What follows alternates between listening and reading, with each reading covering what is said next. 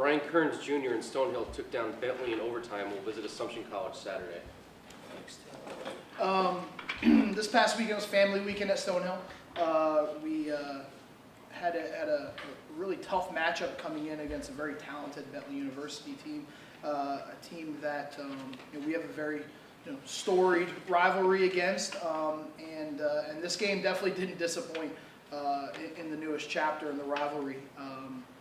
We had a pretty close game through the first quarter, and the second quarter they were able to create a couple big plays. They're a very talented football team, and we went in at halftime down 21-10.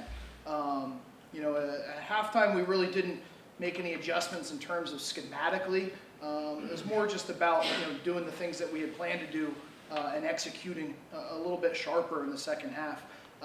Bentley scored in their first drive in the second half to go up 28-10, and then our guys really flipped a switch and went on a tear. We scored 25 unanswered points.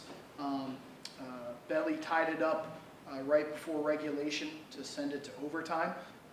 In their possession in overtime, we forced a fumble on 3rd and goal from the 1-yard line and recovered it, and 5 or 6 plays later we rushed one in for a touchdown for the win to win 41-35. The real story of the game was Brian Kearns. Brian's a sophomore running back for us from North Arlington High School in New Jersey, or North Arlington, New Jersey. Went to St. Joe's Regional High School, and he had a really good game at the end of his freshman year against Bentley over at their place. He definitely topped that this year. He finished the game with 34 carries for 243 yards and 2 touchdowns.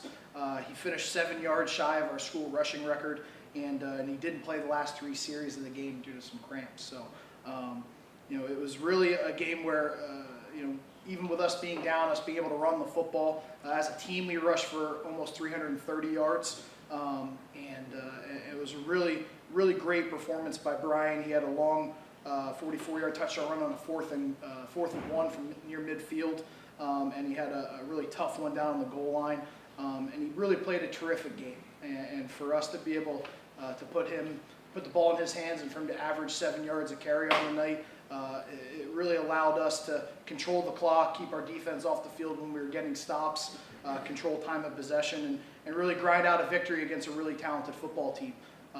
So it's definitely my pleasure to award this week's Golden Helmet Award to Brian Kearns.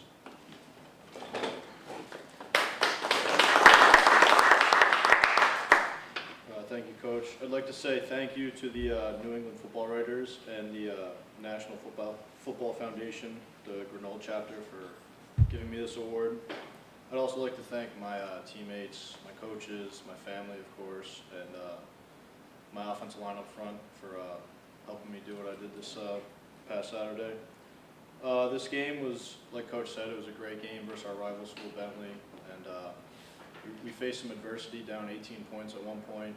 So being able to come back and fight real hard to see what this team was made of was really something special. I'm glad I was able to contribute as much as I could to help the team win this weekend.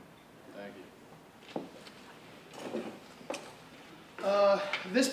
you. This next upcoming game, we have a game where we're traveling to Worcester to play an undefeated Assumption College team on their homecoming weekend.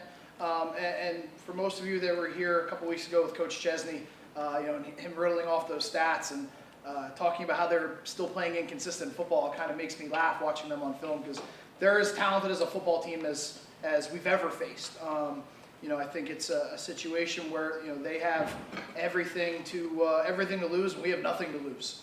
They're undefeated. They're ranked number 2 in the region in Division II, and they're a very talented football team, top to bottom, offense, defense, and special teams.